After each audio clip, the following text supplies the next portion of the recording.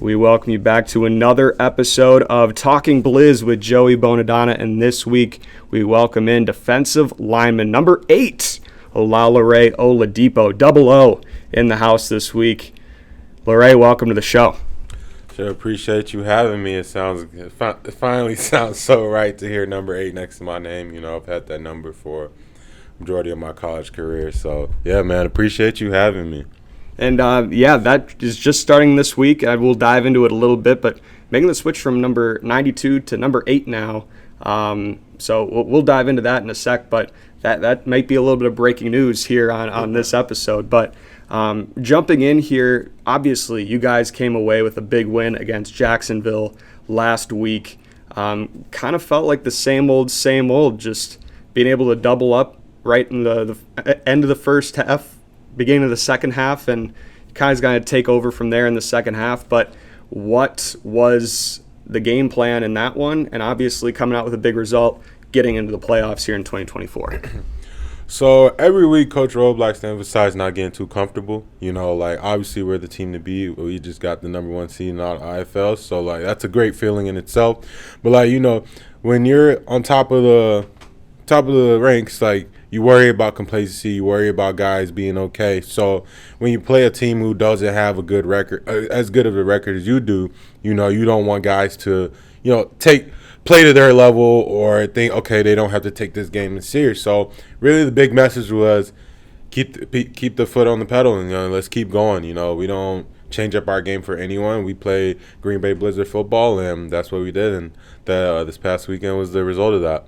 And talking with Corey, I mean, I've known him for a while, and every time I talk to him, it's like no matter who the opponent is, you focus on yourself, you play your game, and you go out and put your best result out there. Obviously, Jacksonville, they're in a spot right now where they have to win games, keep in the playoff race. No one's eliminated yet in the Eastern Conference. So obviously that was still a big game for them. You guys needed one more to get a playoff berth. So obviously a big one there.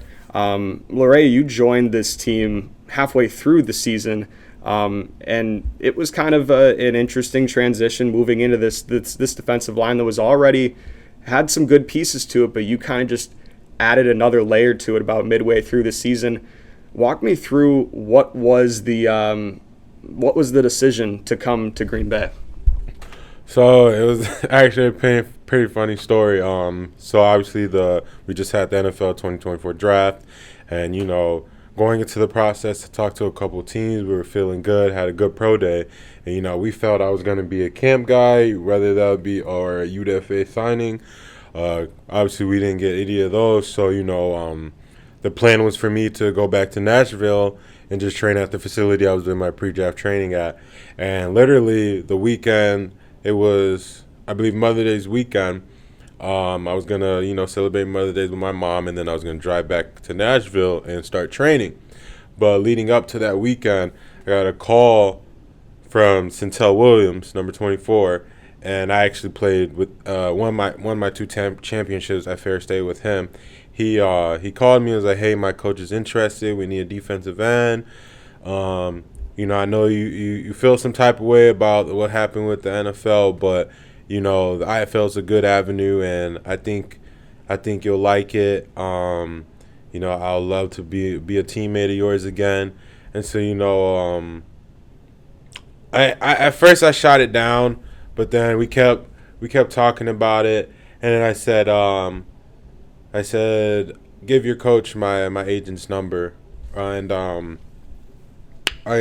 then he said, I'm going to give Coach your number. So then Coach Rowe called me, and we talked about it, and he was like, you know, I know this is not where you thought you were going to be, but, you know, it's a great opportunity. There's a lot of guys who get opportunities in other leagues from here, so, you know, I think you can be a great addition to this team.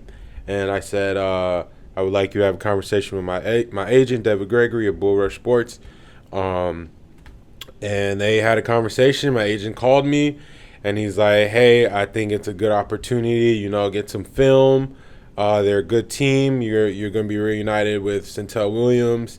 And ultimately decided to sign. And they called me on Thursday, and I was playing in a game against Tulsa that Saturday. So that was pretty quick transition there.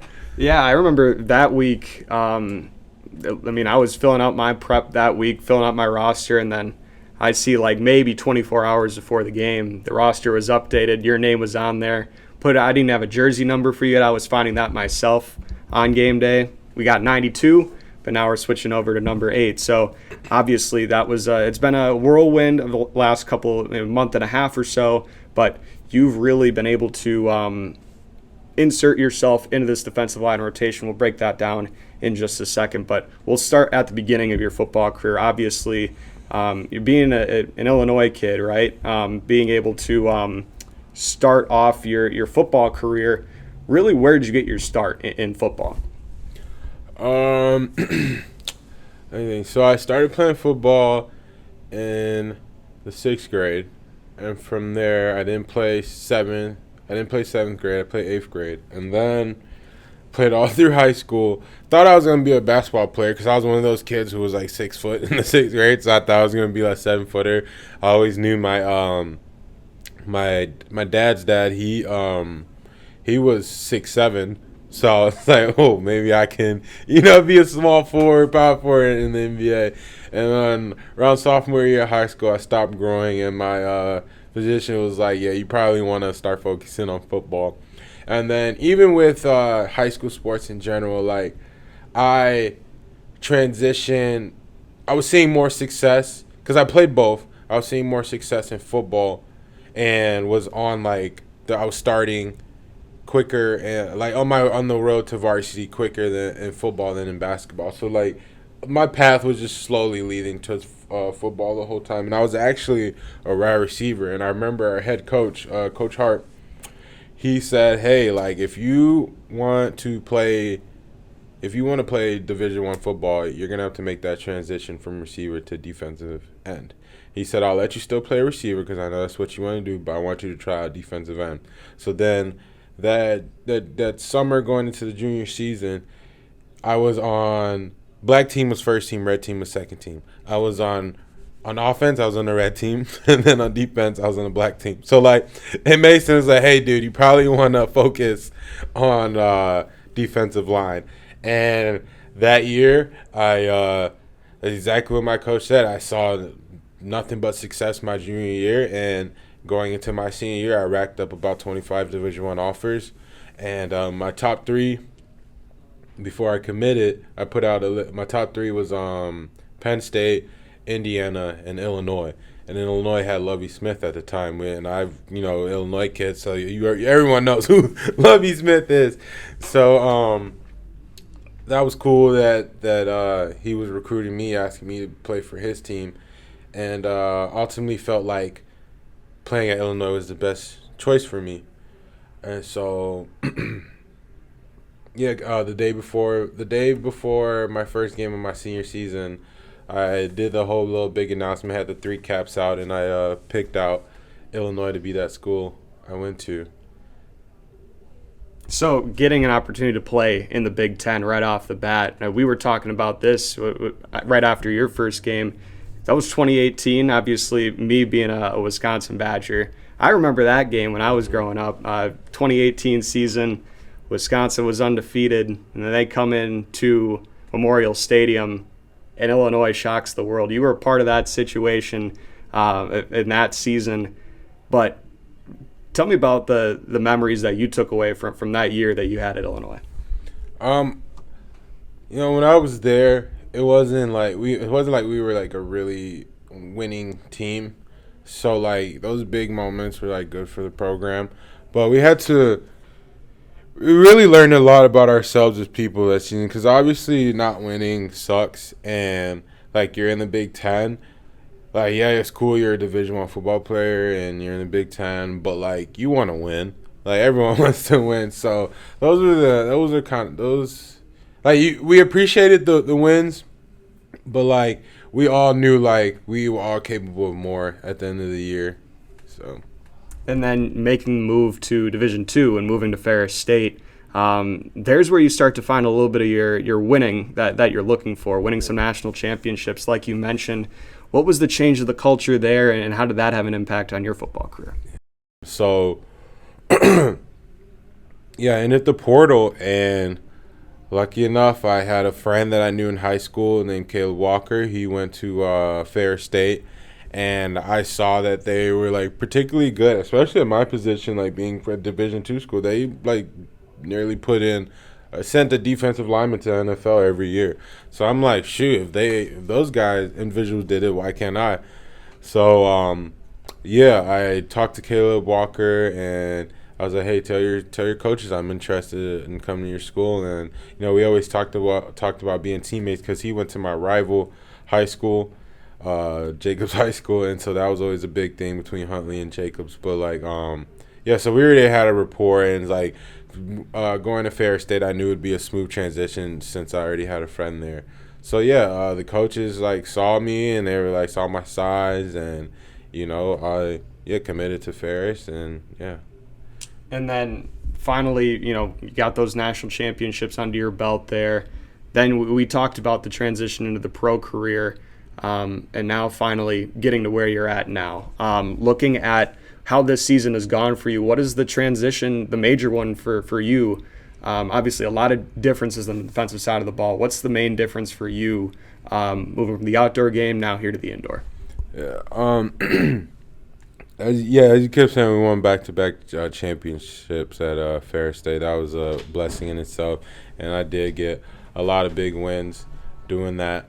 We got 2 rings, and it's a lot of people don't get to say they got 1 ring, but I was blessed enough to say I have 2. So that was cool. That was like you said, I did a lot of my winning at Ferris State. It was great memories when playing winning football, meeting a lot of great people, being around great coaches. And then I went through the NFL draft process as we talked earlier, and then found myself here. And I'll say, definitely the first game, it was like, wow, like this is so much different than an 11-man football. I would say what struck out to me the most was probably the speed of the game. Like, people were putting up points quick, and like short and field, all that stuff. As a defensive lineman,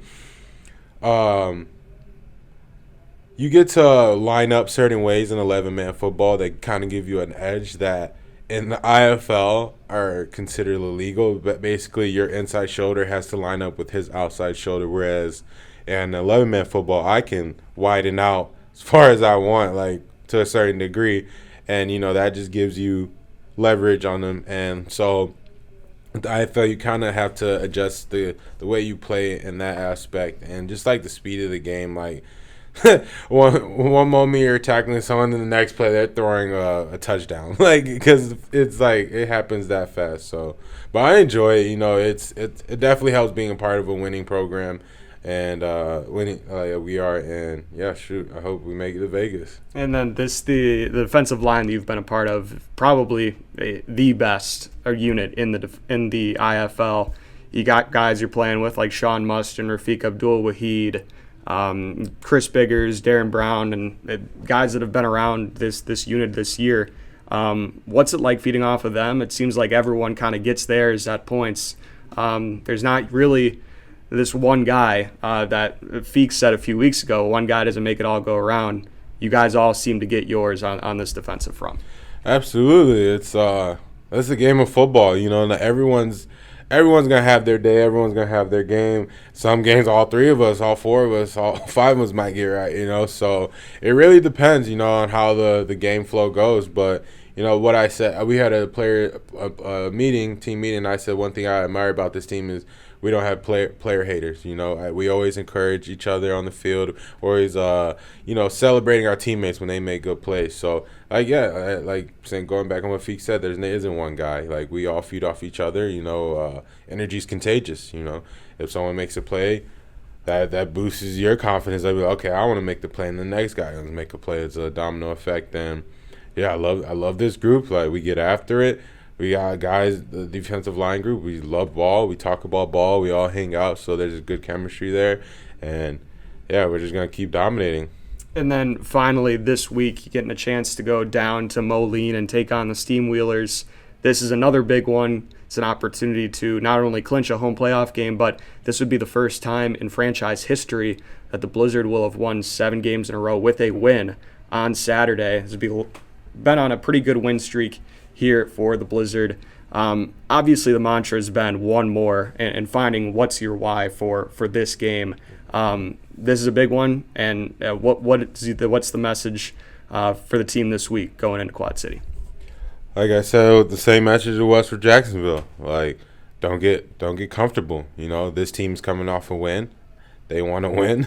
They want to get into the playoffs themselves, and we're the team to beat. So are we gonna be lackadaisical and let them do what they want with us, or are we gonna play Green Bay Blizzard football and continue to be dominant, sending a message across the whole IFL? And I think guys are ready to keep adding on to what we've been doing all season long. So I'm excited for Quad City. Absolutely, and this will be another road test, 5 weeks, 4 road games, but one more win, and the Blizzard will be back at home when the playoffs come around in July. But that'll just about wrap things up here for this week's episode. Want to thank Olalere Oladipo for his time this week. Want to thank you for tuning in to this week's episode of Talking Blizz with Joey Bonadonna. We will see you in the next one. And as always, go Blizz.